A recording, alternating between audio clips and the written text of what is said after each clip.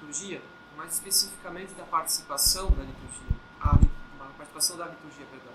E é por isso que eu nomeei essas conferências. A primeira delas seria esta, participação e contemplação, justamente, porque aos poucos a gente vai entender de que maneira nós podemos e devemos participar da liturgia. Mas para começar, observemos o quanto que há pessoas que chegaram no rito romano tradicional há pouco tempo e, apesar de gostarem, não conseguem participar, têm uma certa dificuldade de participar, não entendem, mas de boa vontade estão indo.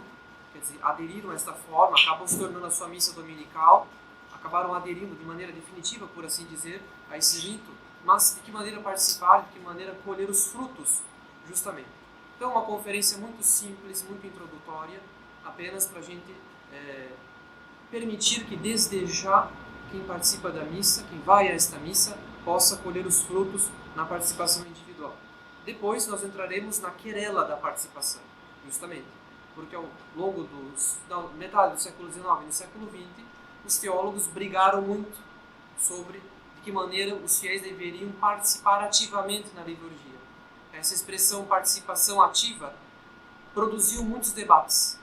Isto é, nós devemos criar uma maneira de participar da missa mais adaptada, mais ampla, ou nós devemos reformar a missa para que os fiéis possam participar, porque do contrário, os fiéis não teriam condições de se unir de maneira intensa, frutífera na liturgia. Né? Não teriam como participar e colher os frutos. Né? Então, antes de tudo, uma questão de vocabulário. Se nós queremos tratar as coisas de maneira teológica e, portanto, séria, e não apenas fazendo polêmica, nós precisamos dar nome aos bois. Precisamos tratar de vocabulário. Do contrário, nós estaremos apenas fazendo polêmica. Ou seja, na polêmica existe uma parte de provocação. Quando nós queremos incitar em alguém o interesse por um assunto, nós provocamos. Então, justamente, não se trata de uma polêmica. Eu não quero fazer polêmica, rixas, né? Entrar em querelas, por enquanto, aqui. Né? Mas eu quero justamente tratar de maneira mais séria, mais teológica, de termos, para que a gente possa, como diz São Pedro, dar razão das nossas esperanças. Ou seja, para que a gente possa justificar de maneira inteligente as nossas adesões e convicções, a gente precisa conhecer os termos do debate. Isso é acessível a todo mundo. Tá? Então, as primeiras distinções que nós devemos fazer é entre liturgia, rito e missa, para não cair em confusão. E esse é o primeiro erro que nós cometemos. Né? Para a maior parte das pessoas isso não vai fazer muita diferença, mas às vezes a gente vai encontrar alguém que, por a gente ter expressado algo de maneira equívoca, isso vai produzir digamos assim, mal entendido. Então é bom expressar as coisas de maneira clara, para evitar maus entendidos. Tá certo? É preciso distinguir, portanto, liturgia, rito e missa. Tá? Eu vou começar pelo mais simples, missa. Então, missa foi um ato de culto instituído por Nosso Senhor Jesus Cristo. Acho que quanto a isso, os senhores têm as mesmas convicções que as minhas. Quer dizer, a nossa fé católica nos ensina que Nosso Senhor Jesus Cristo instituiu o santo sacrifício da missa. Tá certo? Em seguida, no que concerne a rito, vou pegar aqui uma definição de um liturgista, o padre João Batista Royce, um jesuíta alemão que morou no sul do Brasil. Ele diz aqui no seu manual de liturgia que o rito significa a forma exterior dos atos litúrgicos. Então, o rito é uma das formas, é uma forma de se celebrar aquele ato que Jesus Cristo instituiu. Então, o que é que Jesus Cristo instituiu? A missa ou o rito? A missa, os atos essenciais. Ele deu a entender que nós deveríamos, ou melhor, que a igreja deveria compor um rito para a missa, quando nós lemos que o Cristo cantou salmos com os apóstolos, que ele rendeu graças, o que não é absolutamente essencial, mas nós observamos que ele rendeu graças, que ele consumiu o sacrifício, comungando e dando aos apóstolos a comunhão. E que, inclusive, antes mesmo que ele celebrasse a missa, ele pediu para que os apóstolos preparassem um lugar. Então ele se preocupou, portanto, com a sacralidade do lugar que ele iria ocupar. Isso é um argumento contra aqueles que propugnam uma pobreza absoluta da liturgia. O Cristo pediu para que o local onde ele fosse celebrar a missa fosse bem ornado, fosse preparado. E ele foi celebrado numa sala rica. Então, justamente, o rito é uma forma exterior daquele ato que Jesus Cristo instituiu. O Cristo instituiu a missa. A igreja instituiu o rito. Existem vários ritos, várias maneiras, várias formas de se celebrar a missa. Nós temos o nosso rito, que é o rito romano. Nós temos outras famílias no Ocidente. O rito carmelita, o rito dominicano. Nós tínhamos um rito em Portugal, em Braga, o rito bracarense, o rito de Milão, o rito ambrosiano, o rito de Leão, por exemplo, e as famílias orientais. Do ramo bizantino, por exemplo, nós temos a liturgia de São João Crisóstomo. E assim por diante. E agora o mais difícil, justamente, a liturgia.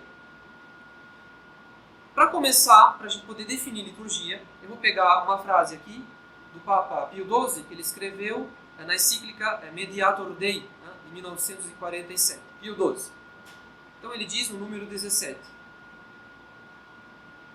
a Sagrada Liturgia é, portanto, o culto público que o nosso Redentor rende ao Pai como cabeça da Igreja, e ao culto que a sociedade dos fiéis rende à sua cabeça e por meio dela ao Eterno Pai. É, em uma palavra, o culto integral do corpo místico de Jesus Cristo, ou seja, da cabeça e dos seus membros. O que é liturgia? É o culto do corpo místico, o culto que o Cristo rende ao Eterno Pai e o culto que a Igreja rende ao Eterno Pai através do Cristo, que instituiu esses atos santificantes. E nós, portanto, em união com Ele, rendemos culto à Santíssima Trindade através do nosso mediador. Então, a liturgia é isso. A definição mais simples que há, a definição que mais prevaleceu ao longo do século XX, foi esta. A liturgia é o culto público e oficial da Igreja.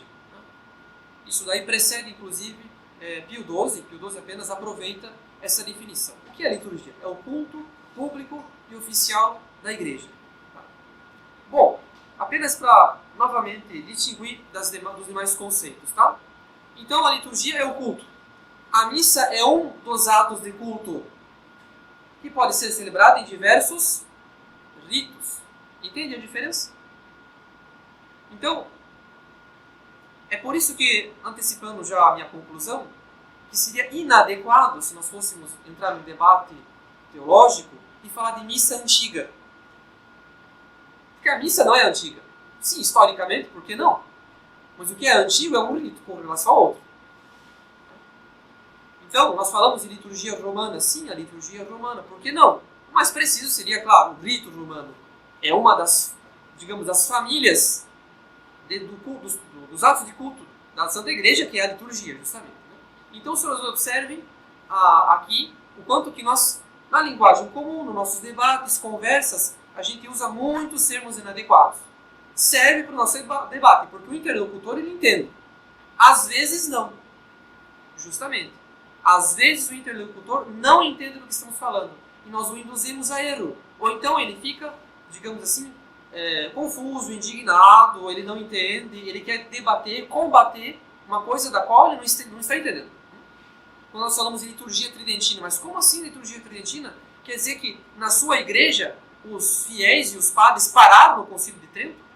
Eles não aderiram ao Concílio Vaticano I, por exemplo, que veio depois? Eles pararam em São Pio V e os papas subsequentes. Né? Eles não aderiram aos papas subsequentes? Quer dizer que parou no século XVI? Veja que às vezes as pessoas podem se confundir. Às vezes, né? Às vezes isso é uma fé também. Mas apenas para os senhores observarem o quanto que o vocabulário é importante. E a gente não dá atenção a isso. Tá? Bom, a questão é que Pio XII define a liturgia como culto. Um culto que o Cristo presta ao Eterno Pai, instituindo a Santa Missa e os sacramentos. O culto que a Igreja rende ao Eterno Pai através de Cristo, nosso mediador, que instituindo os sacramentos, façam que esse seja o culto que ele presta em nome da humanidade, ou melhor, em nome da Igreja, e o culto que a Igreja presta justamente através da mediação do Cristo, o nosso pontífice, isto é, a nossa ponte junto ao Eterno Pai. Mas, justamente, no século XX, os teólogos se deram conta que, apesar de Pio XII falar aqui de liturgia, dar uma espécie de definição de liturgia, havia um debate no qual o próprio Pio XII não quis entrar. E que mesmo o próprio Concílio Vaticano II também não quis entrar. Tá certo?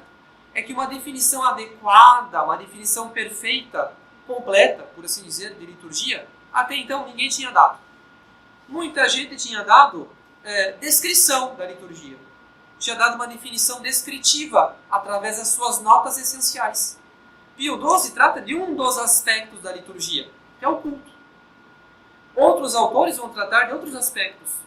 Então, justamente, até quase final do século XX, não digo final, mas a partir da segunda metade do século XX, um monge beneditino se dá conta que até então ninguém deu uma definição rigorosa, científica, teológica da liturgia. Nós tínhamos tratado de aspectos, nós tínhamos feito descrições. Então ele resolve fazer uma definição rigorosa, uma definição científica. E que é ninguém menos do que o monge beneditino Cipriano Vagadini, naquele livro que ele escreveu chamado O Sentido Teológico da Liturgia.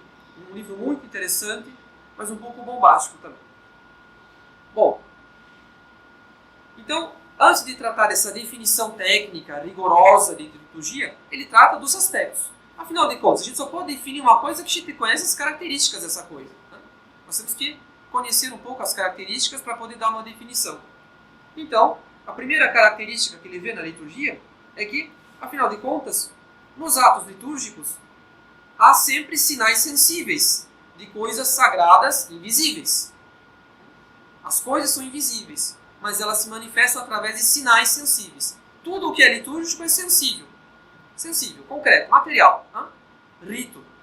Mas, por outro lado, para transmitir, para produzir graças e, portanto, bens espirituais invisíveis. É uma das notas. Um dos elementos da liturgia é isso. Tá certo? Sinais sensíveis de bens espirituais invisíveis. De coisas sagradas invisíveis. Ele acrescenta também que esses sinais sensíveis na liturgia, eles têm como marca o fato de terem sido instituídos ou pelo Cristo, que instituiu os 7 sacramentos, a Santa Missa, ou pela Igreja, que instituiu os sacramentais, as bênçãos, por exemplo. Então esses sinais têm como duplo autor ou o Cristo ou a Igreja, que continua a obra redentora do Salvador. Em segundo lugar, o Dom Cipriano, ele nota que esses sinais eles não pertencem a um homem em particular ou a uma sociedade qualquer, ao apostolado da oração, a Legião de Maria, seja lá quem for, mas justamente pertencem a uma sociedade que é a Igreja. Tá? Não a um homem, não a um grupo, mas a Igreja. E, portanto, eles possuem uma eficácia própria, uma eficácia particular, que é o fato de realizarem aquilo que significam. Quando o sacerdote reza a missa é produzida de fato. O santo sacrifício se realiza de fato, independentemente da santidade do ministro. Então, esses sinais sensíveis têm uma eficácia própria, uma eficácia particular. Eles realizam, eles produzem aquilo que eles significam. Tá? Independentemente da santidade do sacerdote. Ele pode estar em pecado mortal, a missa é válida. Ele pode estar em pecado mortal, a confissão é válida. O sacramento da confissão. Então tem uma eficácia particular, que é o fato de eles realizarem aquilo que significam.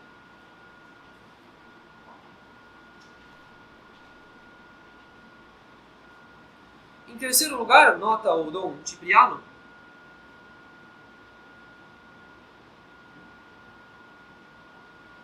elas, por um lado, produzem a santificação que Deus faz na igreja e, por outro lado, o culto que a igreja presta a Deus.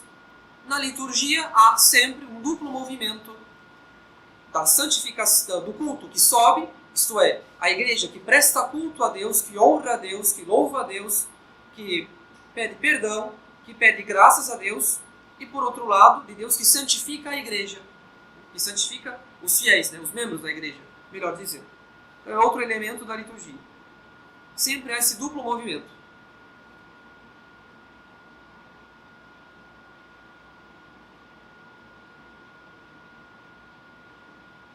Claro, ele também acrescenta outras notas um pouco mais marginais. O culto que a igreja presta é sempre em Cristo, isto é, através do Cristo, que é o cabeça da igreja. e que esse culto não é nada mais do que a participação da igreja no culto que o Cristo presta ao Eterno Pai. E que se realiza também no Espírito, né? Tudo que o Cristo faz é no Espírito Santo. E, portanto, ele, vendo todos esses elementos, ele chega a uma descrição da liturgia, né? Complexo de sinais sensíveis e coisas sagradas e invisíveis, instituídos por Cristo ou pela igreja, eficazes, cada um a seu modo, por meio de Cristo, cabeça e sacerdote, na presença do Espírito Santo, santifica a igreja, presta culto a Deus. Então, os elementos da liturgia produzem essa descrição. E ele, então, achando o elemento essencial que une todas essas notas, o elemento essencial, portanto, que vai permitir a formulação de uma definição, ele chega à conclusão que, a definição dele, portanto, a liturgia é o complexo dos sinais sensíveis, eficazes, da santificação e do culto da igreja. Então, é um complexo de sinais sensíveis, eficazes, da santificação e do culto da igreja. É como eu disse, até Pio XII, e mesmo até o Vaticano II, a teologia só levava em conta justamente esse aspecto. Na maior parte dos casos, quando se queria dar uma definição de liturgia, se falava, é o culto que se presta a Deus. O culto que o Cristo presta a Deus e que a igreja em união com o Cristo presta a Deus. Mas esse é um dos aspectos, justamente. Porque há um outro aspecto da liturgia, que é a santificação. E é o fato de que não é um culto apenas interno, diga-se de passagem, é um culto sensível. Não podemos esquecer disso. A liturgia é sempre um culto sensível. Sempre um culto que se produz através de algo que a igreja santifica para produzir a graça. Então a água no batismo, o óleo no crisma e assim por diante. Tá certo? Então é um complexo de sinais. Claro, quando a gente lê isso dá até vontade de rir, né? É uma definição moderna, né? Um teólogo um pouco adiantadinho queria dizer que estava todo mundo errado, só ele estava certo. De um certo sentido, claro, os teólogos modernos têm sempre essa tentação de querer dizer que eles descobriram algo que ninguém nunca tinha visto, né? Mas, querendo ou não, é a conclusão de um longo debate para se chegar a uma definição. Tá? Então, é um complexo de sinais eficazes da santificação e do culto da igreja. Bom, então isso leva em conta esses dois aspectos. O culto a Deus, que sobe, e a santificação que desce, né? Os fiéis que são santificados. Então, até agora, do que é que eu tratei? De termos, de definições. Tá? Liturgia, rito, missa. Liturgia, esse complexo de sinais instituídos pelo Cristo ou pela igreja para prestar culto a Deus, para santificar os fiéis, sinais sensíveis e eficazes. Rito é uma forma exterior de tudo isso. Existe batismo, crisma, eucaristia, todos os sacramentos em todas as famílias litúrgicas, justamente, todos os ritos. Mas o rito é uma forma exterior. Tá? Rito romano, rito bizantino, rito moçárabe e assim por diante. Existem várias formas, justamente, de se celebrar. Tá? Mas é missa. Quando se celebra a missa no rito romano, é missa. Quando se celebra a missa no rito bizantino, é missa. Os senhores entendem? Então, claro, existem aspectos diferentes, existem elementos diferentes, uma espiritualidade própria de um rito, é claro. A igreja, aqui na Terra, não pode esgotar o culto a Deus. O nosso culto, ele é perfeito tanto quanto possível. O máximo de perfeição, é claro, o culto perfeito mesmo só ocorrerá no céu. Né? O culto que os anjos prestam a Deus em união com Cristo. O nosso culto de seres humanos, neste mundo, tem as suas contingências, os seus defeitos, as suas falhas. Né? Afinal de contas, uma hora um sacerdote pode se distrair, outra hora a hóstia pode estar um pouco quebrada, outra hora pode ser que o paramento seja um pouco manchado. Existem defeitos no culto. As nossas distrações, existem defeitos no culto que se presta a Deus aqui na Terra, né? Na nossa maneira de celebrar a liturgia. Tá? Mas, querendo ou não, existem diversas espiritualidades implicadas em cada uma dessas famílias litúrgicas. Né? Mas, querendo ou não, a missa do rito romano é missa, a missa do rito bizantino é missa, e assim por diante. Então, quando nós falamos em missa tridentina, missa de São Pio V, missa antiga, missa em latim, é tudo termo, são todas expressões, digamos assim, inadequadas. Apesar de terem a sua utilidade, porque são expressões vulgares, vulgarizadas, melhor dizendo. Né?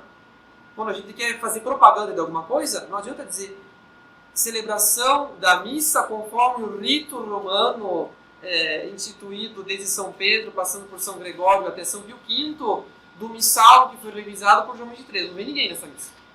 Ninguém sabe o que está falando, né? Se você colocar missa tridentina, todo mundo vai, né? Então, são expressões populares, vulgarizadas, consagradas pelo uso. Tá?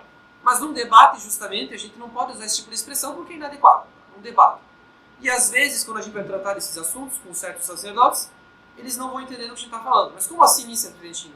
Os fiéis da sua missa, eles pararam no Concílio de Trento? São sede vacantistas? Eles não aceitam a autoridade dos papas subsequentes? Né? Às vezes, a gente que chega nesse extremo. E como eu já ouvi casos, eu não posso dizer que não, infelizmente. Tá? Então, se a gente quer ter um debate sério, é bom usar as ferramentas certas. Né? Se a pessoa às vezes é um pouco desonesta, é bom a gente tomar cuidado com os termos que a gente usa. Tá?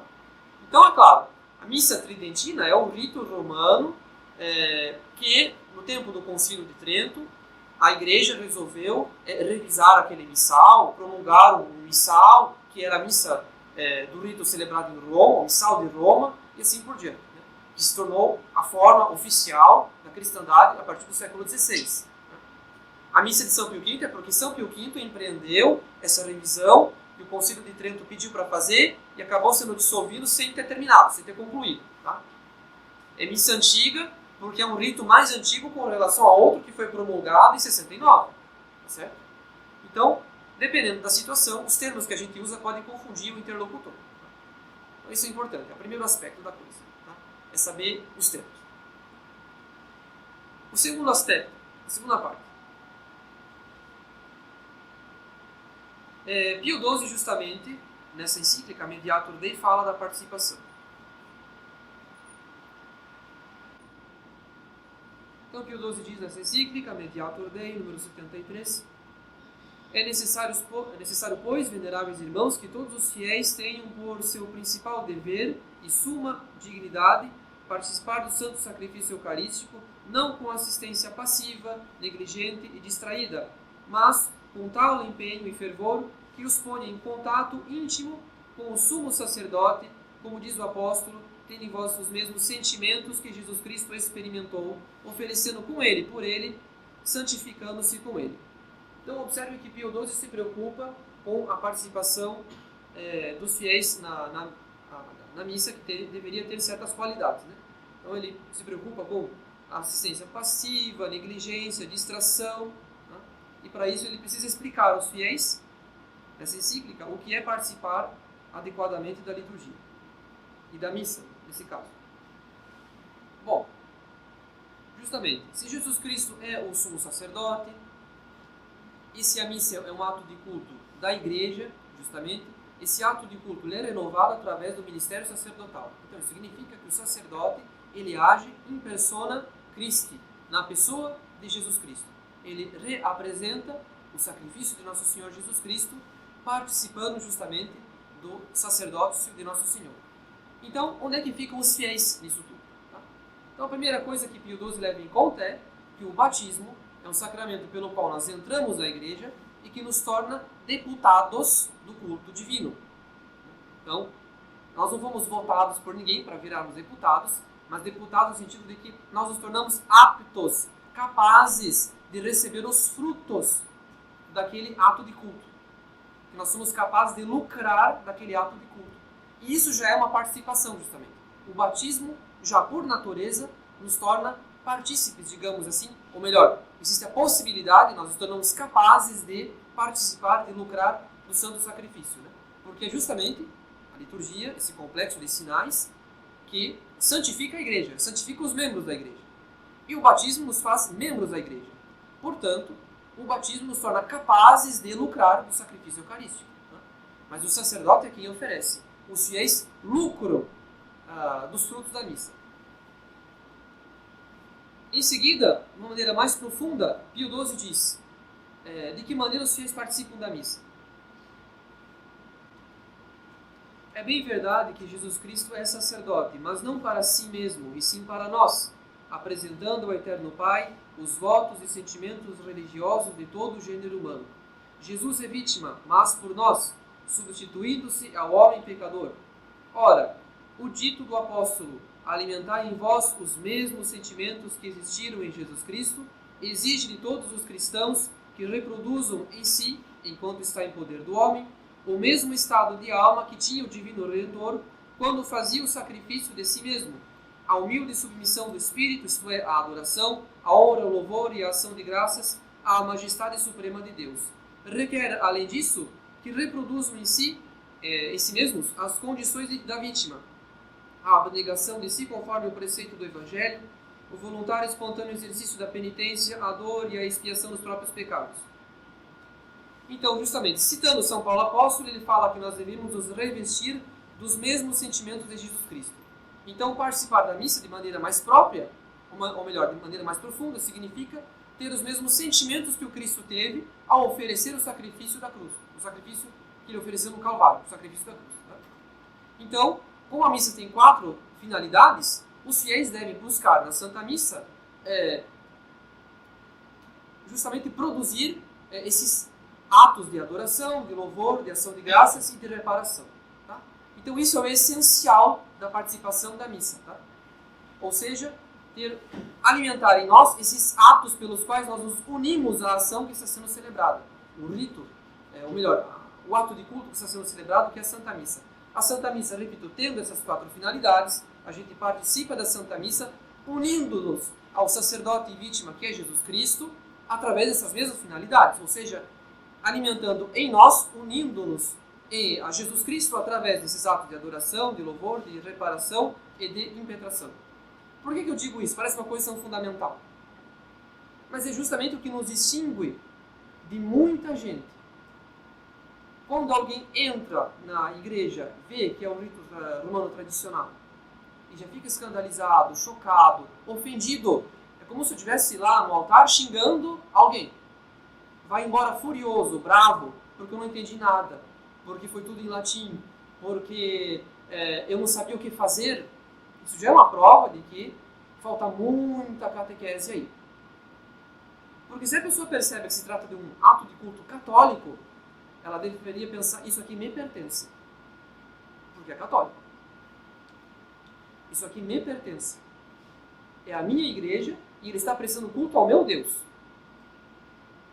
Então, o fato de uma pessoa sair brava da igreja não é um bom sinal. Aliás, é um péssimo sinal. A gente fica constrangido, às vezes, quando convida familiares, amigos, porque não gostou da missa. Mas quem tinha que ficar constrangido é essa pessoa, de brigar conosco. Mas você não é católico? Sou. Aquela missa era católica. E o Deus ao qual ele prestava culto não é a parede que está do lado dele, de atrás do altar. É um Deus vivo, que está presente na Eucaristia. E com quem o sacerdote conversava. Por que você não conversava também? Justamente, aí mostra uma deficiência muito grave de catequese. Certo? Um exemplo. Se eu fosse num país onde se celebrasse um outro rito, por exemplo, se fosse a Grécia, assistisse uma missa em grego, no rito bizantino, eu não entenderia não muita coisa. Mas é a única missa do lugar. Eu vou fazer o quê? Eu vou ficar em casa ou no hotel? Ou eu vou fazer o esforço de ir naquela missa que há? Tratando-se, é claro, de uma missa católica. Vamos eliminar a hipótese de uma missa ortodoxa. Vamos tratar de uma missa católica. De uma igreja uniata, uma igreja unida a Roma. Só tem aquela missa. Eu preciso assistir a missa de domingo. O que eu faço? Eu tenho que ir a essa missa? Eu estou fazendo... Existe a possibilidade de eu ir? Eu tenho que ir? Afinal de contas, é a missa. É a minha santificação do domingo. Eu não entendi nada. Mas, justamente, não é porque eu não estou entendendo nada que eu não tenho a obrigação de prestar o culto a Deus no domingo. É o culto a Deus. E, justamente, se quando eu falei aqui que participar da missa é ter os mesmos sentimentos que Jesus Cristo, que é nos unirmos ao Cristo, que presta um ato de adoração, de louvor, de reparação e de satisfação. Quando eu falei isso, parece que todo mundo tinha a impressão de que eu não estava contando nenhuma novidade. Não? Parece que todo mundo já sabe disso, e com certeza, o Senhor já sabe disso. Mas na prática a gente constata que a gente não sabe. Porque no começo, quando a gente conheceu essa missa, quando a gente assistiu pela primeira vez, acho que os senhores não gostaram. Pelo menos uma boa parte não gostou. Mas os senhores progrediram na catequese, felizmente. Mas isso mostra, portanto, que às vezes a gente acha que sabe as coisas, mas não sabe. Então, se participar da missa é algo tão simples, é nos unirmos ao Cristo, sacerdote e vítima, participando do sacrifício que ele oferece, fazendo o nosso sacrifício que ele oferece, isto é, unindo-nos a ele nesses atos de adoração, de louvor, de reparação e satisfação. Pois bem, isso é possível lá na Grécia, na missa bizantina, na missa de rito bizantino, perdoe. Em compensação, uma vez eu ouvi falar de um sujeito que tinha ido a uma missa no rito romano tradicional. Ele assistiu a missa inteira sentado. Quando acabou a missa, ele foi falar com o coral, deu alguns conselhos para eles, para os cantores. Questão de técnica vocal, questão de, não sei, de regência, alguma coisa assim. Quando perguntaram para ele quem ele era, ele falou, não, eu sou especialista em canto gregoriano, mas eu sou ateu, na verdade. Ele participou da missa muito mais do que certas pessoas que ficaram chateadas porque não falaram latim na missa, porque não cantaram em gregoriano. Porque com certeza ele conhecia aquelas melodias todas.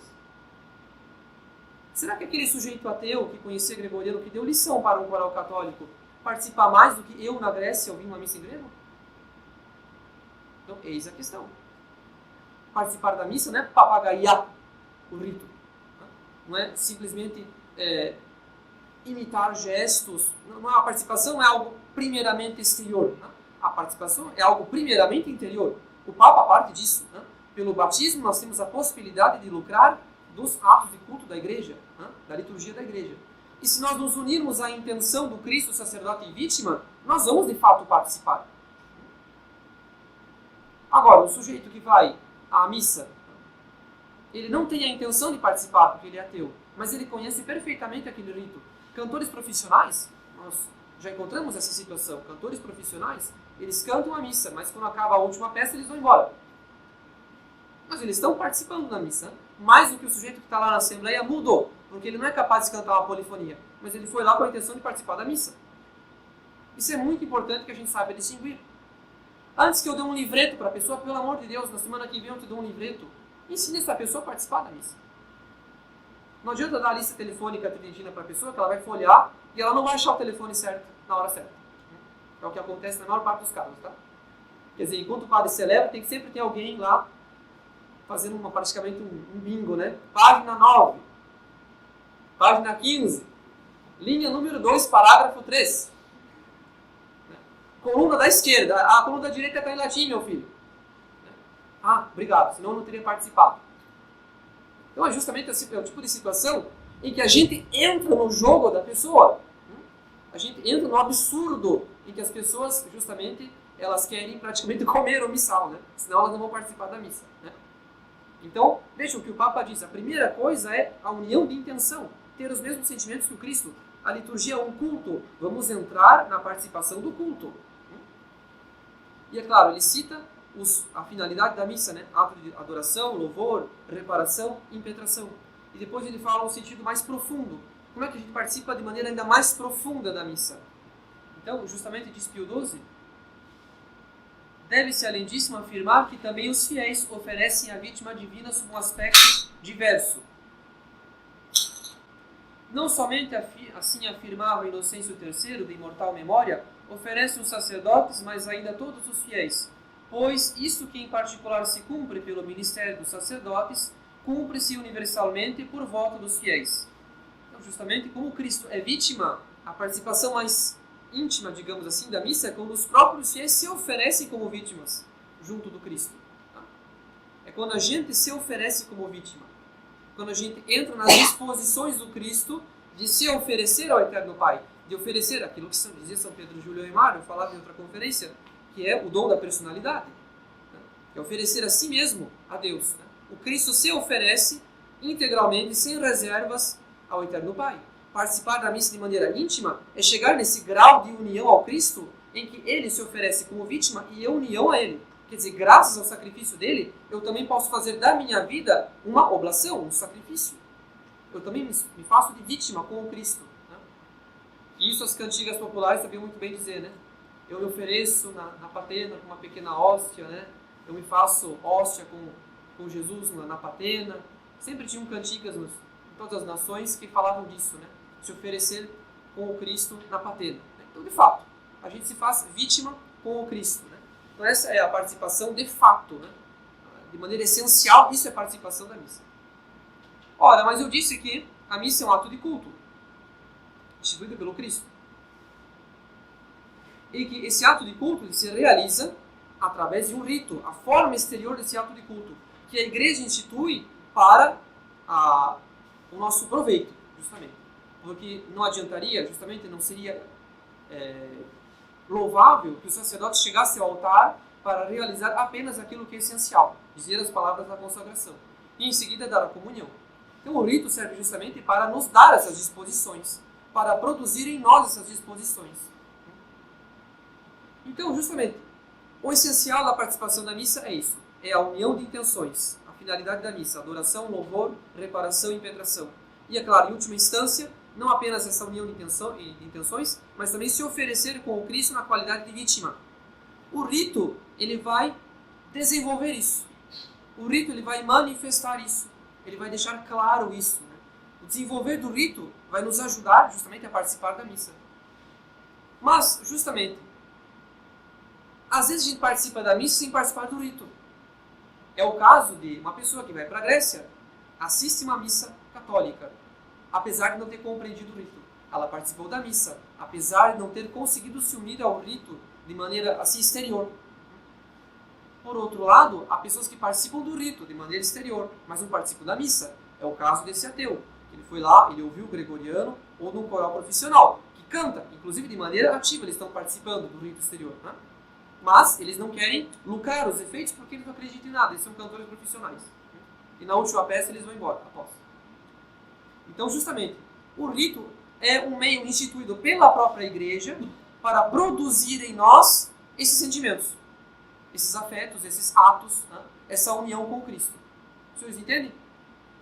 O rito é este meio que a igreja institui, tá? Esta forma exterior da celebração de um ato de culto, para produzir em nós esses atos de adoração, de louvor, para incitar em nós essa união.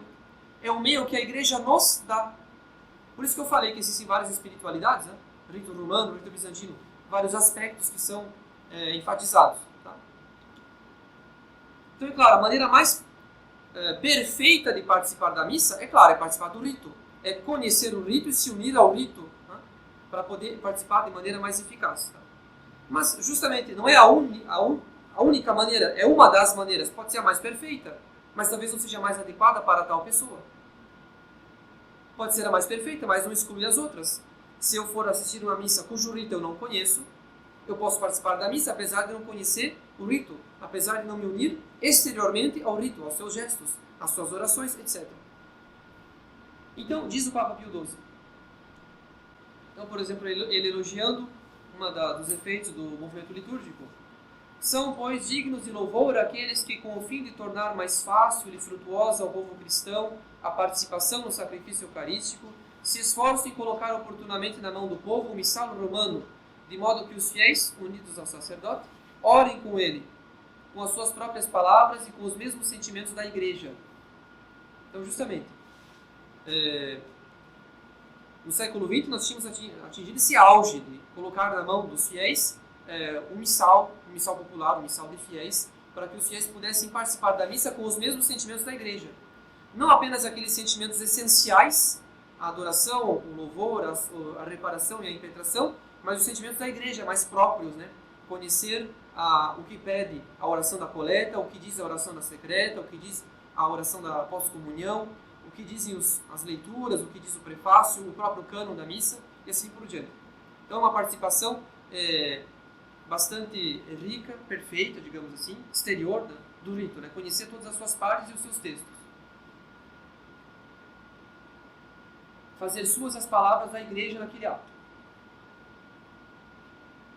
Isso pode acontecer de vários modos, quando o povo, segundo as normas rituais, responde disciplinadamente às palavras do sacerdote ou executa cânticos correspondentes às várias partes do sacrifício, ou faz uma e outra coisa. Todavia, essas maneiras de participar do sacrifício são para louvar e aconselhar, quando obedece escrupulosamente aos preceitos da igreja e às normas dos sagrados ritos. São ordenadas, sobretudo, para alimentar e fomentar a piedade dos cristãos e a sua íntima união com Cristo, com o seu ministro visível e a estimular aqueles sentimentos e aquelas disposições interiores com as quais é necessário que a nossa alma se assemelhe ao sumo sacerdote do Novo Testamento. Então ele elogia. Existem frutos, existem vantagens nessa maneira de participar da missa, com o missal em mãos, acompanhando as orações, para adquirir as disposições da igreja, para participar, portanto, das disposições da igreja, por assim dizer. No obstante, se bem que isso demonstre, no modo exterior, que o sacrifício por sua natureza, enquanto é realizado pelo mediador de Deus e dos homens, deve ser considerado obra de todo o corpo místico de Cristo, não são, porém, necessárias para construir o caráter público e comum. Então não é esta resposta dos fiéis da missa, ou a leitura particular do texto, ou, em outras palavras, não é porque eu tenho um missal em mãos e eu estou respondendo às orações, que isso torna a liturgia um culto público comum, oficial, social. A liturgia é, por natureza, um culto da sociedade, um culto público, um culto oficial, para o bem comum, justamente, da igreja. Por natureza. Mesmo quando o sacerdote reza a missa no altar lateral, em privado, sem nenhum coroinha, sem nenhum acólito. Então isso não dá ao culto da igreja um caráter público. Ela já tem. É justamente para a vantagem particular dos fiéis. Mesmo que haja uma assembleia respondendo, é um culto público, tanto quanto a missa particular. Porque as vantagens, os frutos, são para a igreja como um todo. Claro, quando a gente vai à missa, a gente recebe mais graças do que as graças que são derramadas na igreja, de todas as missas celebradas que a gente não vai, que a gente nunca foi, que a gente não irá. Em todo caso, essas missas são para o bem da igreja, elas são um ato público, um ato litúrgico, por assim dizer, porque faz parte da natureza da liturgia ser um ato social, público, oficial. Além disso, a missa dialogada, quando os fiéis respondem, não pode substituir a missa solene, a qual, ainda que celebrada na presença apenas dos ministros, goza de uma particular dignidade pela majestade dos ritos e aparatos das cerimônias. Observemos que o Papa ele não faz questão que os fiéis respondam cada vez mais. Ele diz que é uma maneira adequada, louvável de participar, mas isso não substitui os ritos da igreja, justamente, da missa solene. Então a missa solene permanece, por mais que nela os fiéis respondam menos, existe algo de objetivo, que é superior, que é a excelência daqueles ritos, a excelência daquele culto prestado. Então, é claro, ter um missal em mãos e responder tem um valor, mas esse valor é relativo, não é absoluto. Quer dizer, não é o fato de eu não ter um missal que eu não participei da missa. Inclusive o próprio Papa diz isso, né? Deve-se ainda observar que estão fora da verdade e do caminho da reta razão os que, arrastados por falsas opiniões, tanto valor atribuem a todas essas circunstâncias que não duvidam asseverar que, omitindo-as, a ação sagrada não pode alcançar o fim prefixado. Quer dizer, se não tivesse missalzinho, se não pudesse responder à missa, ninguém poderia participar de nada. Agora, diz o Papa Pio XII uma coisa mais grave. Não poucos fiéis, com efeito, são incapazes de usar o missal romano, ainda quando escrito em língua vulgar. E isso é uma verdade que todo mundo constata. O senhor comprou um missal, o senhor pegou um missal, o senhor viu que aquilo ali era mais incompreensível que uma lista telefônica. Como que eu faço para achar o que está acontecendo? Em que coluna, em que página, em que seção está? Então, diz o Papa, sem nenhuma ofensa às pessoas, não poucas pessoas são incapazes de participarem da missa com o missal. Claro, existe uma complexidade que aos poucos a gente vai vencendo, se acostumando com o missal, a manuseá-lo. Nem todos são capazes de compreender corretamente como convém os ritos e as cerimônias litúrgicas.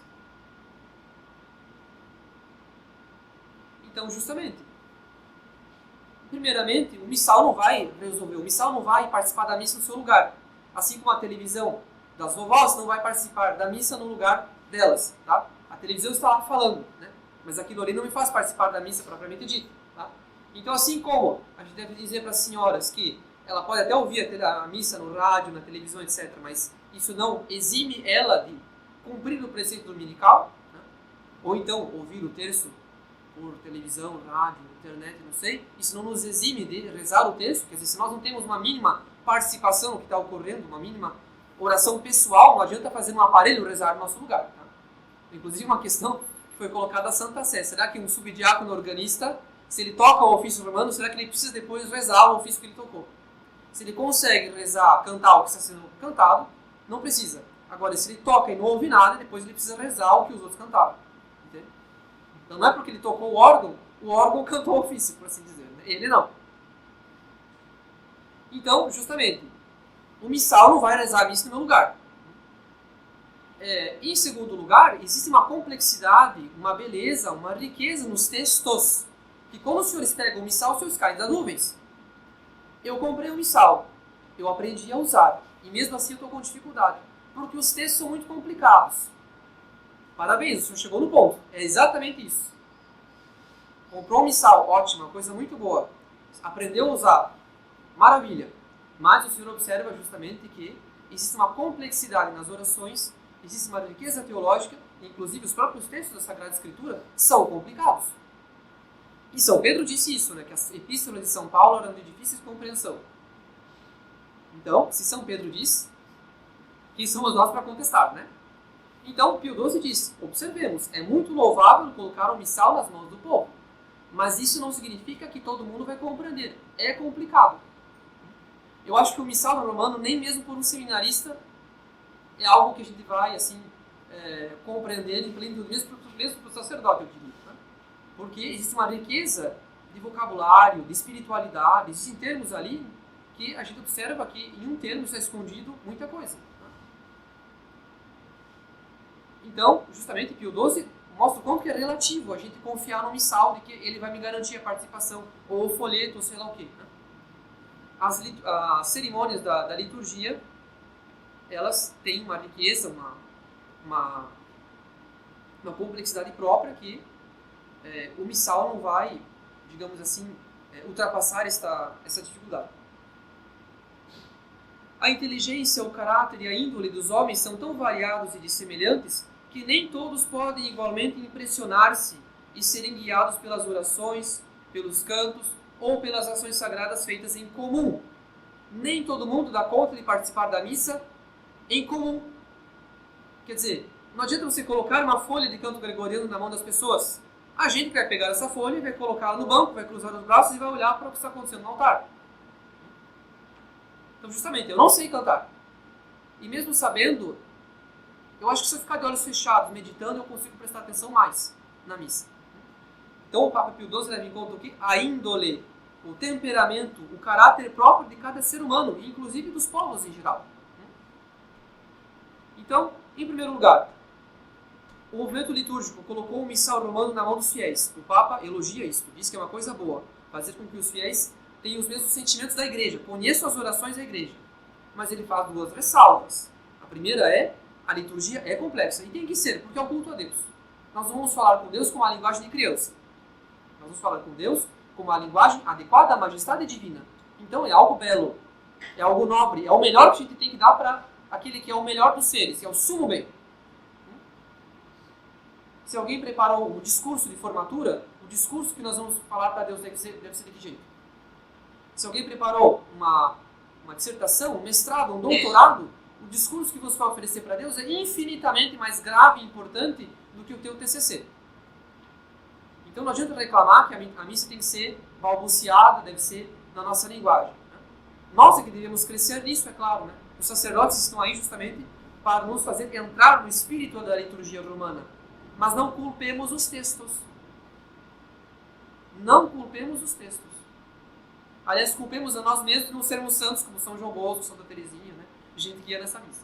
Bom, então, em primeiro lugar, a missa é bela, a missa é rica, a missa é profunda. Mas a culpa não é da missa, a culpa é nossa se nós não conseguimos lucrar, é claro.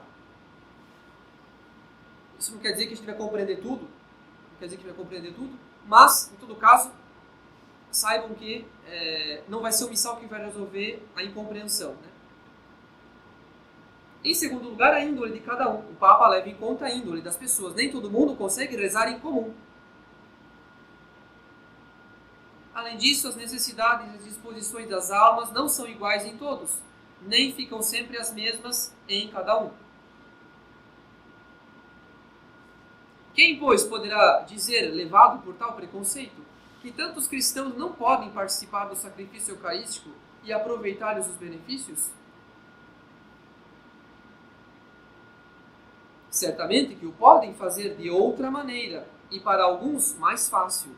Por exemplo, meditando piamente os mistérios de Jesus Cristo, ou fazendo exercícios de piedade e outras orações que, embora na forma, difiram dos sagrados ritos, a eles, todavia, correspondem pela sua natureza. Então, uma pessoa pode participar da missa porque os exercícios que ela pratica têm a mesma natureza dos ritos. Entenderam a questão? Qual é a finalidade dos ritos? Eu expliquei. É produzir em nós esses sentimentos, esses atos de adoração, de louvor, de ação de graças. Nos colocar em união com o Cristo que oferece esse culto. Os ritos oficiais, o rito público, os ritos oficiais públicos da igreja produzem em nós, pelo menos tem a intenção de produzir em nós. Se eu, por minha índole própria, não consigo me unir a isso, com o missal, com os cânticos, com as orações, eu posso fazer atos particulares que tenham a mesma natureza e que, portanto, vão chegar à mesma finalidade. Entende? Mais ou menos? Eu posso fazer atos paralelos que, apesar de não serem os ritos da igreja, têm a mesma índole que os ritos da igreja e, portanto, vão produzir em mim esse efeito. Quem medita a via sacra durante a missa, quem reza o terço, quem faz uma meditação piedosa, apesar de não estar seguindo o rito propriamente dito, com o missal, une-se à missa mesmo assim, porque a índole desses exercícios é igual e, portanto, a finalidade vai ser atingida.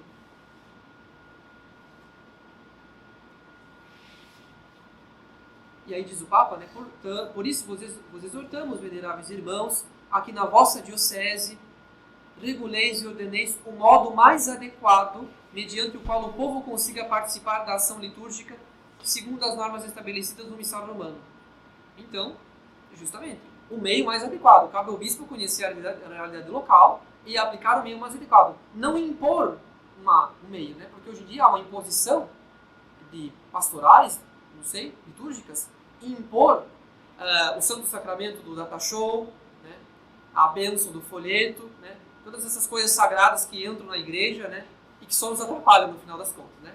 Reclama-se da missa de costas para o povo, mas, belo dia, o próprio sacerdote dá as costas aos fiéis para poder cantar com o povo que está exposto num projetor, né? Então, justamente, né, essa tentativa de fazer com que todo mundo participe do mesmo jeito, de maneira coletiva, mecânica e autônoma, acaba criando justamente uma formação nas pessoas, um equívoco sobre a participação. Quer dizer, parece que participar da missa é unir-se ao rito exterior. Não, participar da missa não é unir-se ao rito exterior, pura e simplesmente. Né? É unir-se ao rito exterior, se isso é um meio para que você possa atingir a participação, a união, a finalidade da Santa Missa, a união ao sentimento do Cristo. Eu posso sair vazio, completamente vazio da missa, apesar de eu ter respondido, falado, me sentado na hora certa, seguido tudo, todo o protocolo. Né? O comentarista falou que é para sentar, eu sentei, para levantar, eu levantei, para bater a palma, eu bati palma. Eu fiz tudo, eu cantei tudo, mas eu posso sair de lá absolutamente vazio. Por quê? Porque houve uma participação motor, exterior, que não chegou a uma participação interior. Então, observemos o quanto que é importante a gente distinguir as coisas. A participação da missa ela ocorre nessa união de intenções. Quando a gente se oferece com o Cristo na condição de vítima, a gente se faz de vítima com Ele, a gente oferece a nossa vida com a dele. Né? A gente põe a nossa vida na patena, como diziam as cantigas populares. Tá? O rito é um meio para fazer isso. Se eu não consigo participar do rito, eu posso fazer isso por outros meios, mais adequados à minha índole, ao meu temperamento, à minha alma.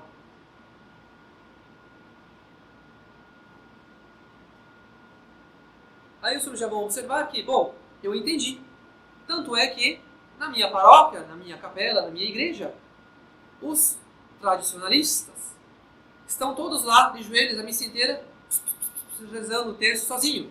Tem um acólito que responde, uma meia dúzia que responde, e uma parte está com o devocionário de Santa Filomena colado nos olhos, a outra metade está com um terço, né? Isso quando não tem o pessoal com o celular, né? Que hoje em dia também tem o WhatsApp como meio de não participar da liturgia, né? A tentação da liturgia. Bom, então, justamente, parece que todo mundo se apega ao terço e se apega à meditação particular, se apega a exercícios devocionários como o meio mais fácil. Né? O meio mais fácil.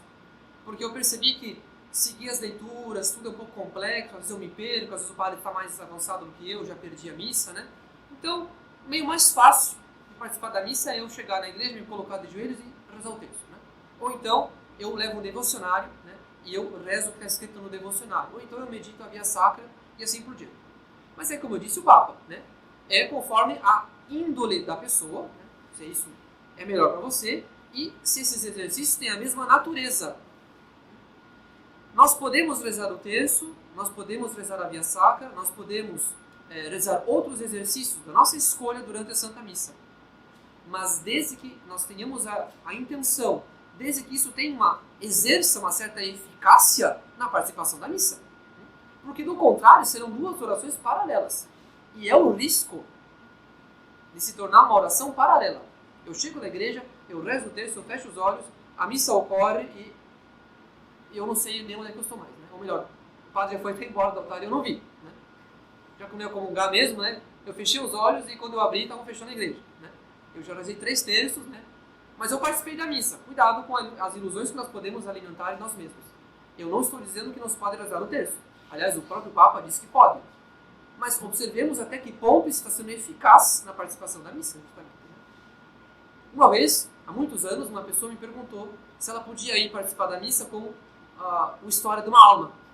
Ela queria ler a autobiografia de Santa Teresinha durante a missa. Eu disse para a pessoa, bom, é um livro de piedade, é uma leitura espiritual, mas até que ponto isso vai te ajudar a que você se una às intenções da missa, né? Até que ponto isso vai te ajudar? Então, justamente, cuidado com essa impressão de que eu estou rezando, pronto, isso basta. Sim, você está rezando, com certeza. Mas até que ponto isso exerce uma eficácia para que você se una àquilo que ocorre no altar? Então, se nós formos rezar o terço, não sei, nós devemos assimilar a meditação dos mistérios àquilo que ocorre no altar.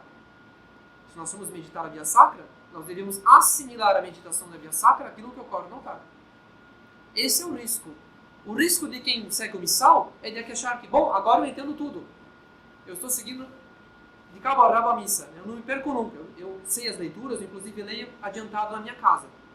Né? Achar que a participação exterior, digamos, basta por si mesma. Tá? Só porque eu respondi tudo, eu falei tudo, eu cantei tudo, eu sentei na hora certa, eu levantei na hora certa, pronto. Né? Isso já basta. Isso é a tentação. Achar que a participação exterior já vale. E do outro lado, aquelas pessoas que vão ter uma participação interior, ou melhor, elas vão ter uma oração pessoal, mas que elas não percebem que está dissociado do sacrifício eucarístico. Podem meditar o que quiserem durante a missa, mas a meditação deve estar associada ao altar.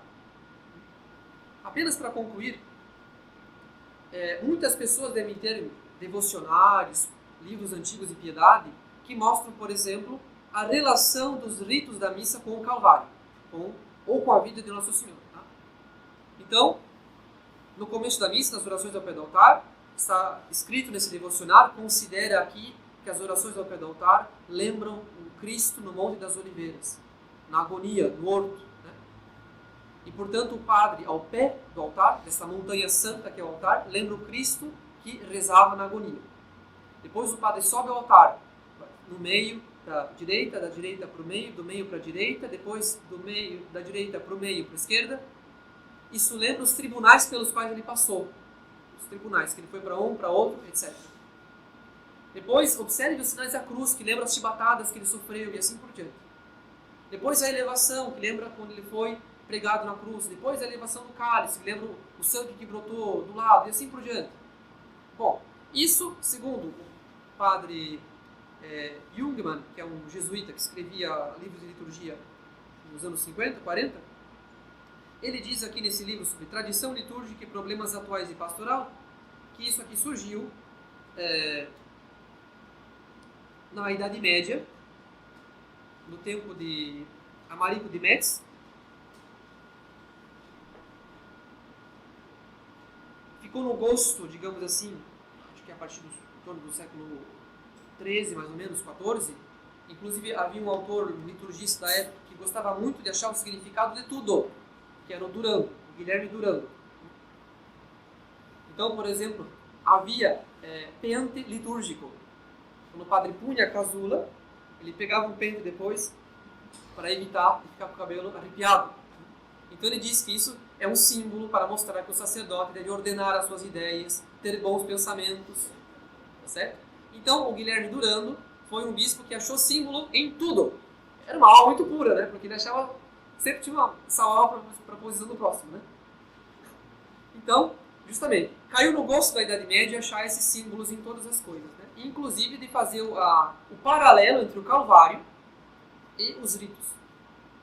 O primeiro risco do que nós devemos evitar é o seguinte. Em primeiro lugar, a missa é uma renovação incruenta do sacrifício do Calvário. Há pessoas que vão achar que o Cristo vai sofrer tudo aquilo de novo. A missa não é filme. A missa não é a paixão de Cristo, tá? Não é um filme, não vai renovar as dores do Cristo. Quer dizer, o fato de haver uma comparação mística ali, tá? Um sentido, digamos assim, uma adequação que se faz entre os ritos e as fases da paixão, não quer dizer que o Cristo vai renovar suas dores. Tá? Há pessoas que podem cair nesse erro. Tá? Então, a missa é a renovação incruenta. Tá? O Cristo renova de maneira essencial a sua oblação. Não de maneira, assim, digamos, cruenta, sanguinolenta, sangrenta, por assim dizer. Em segundo lugar, levar em conta que a intenção da igreja ao desenvolver esses ritos não era fazer um paralelo com o Calvário.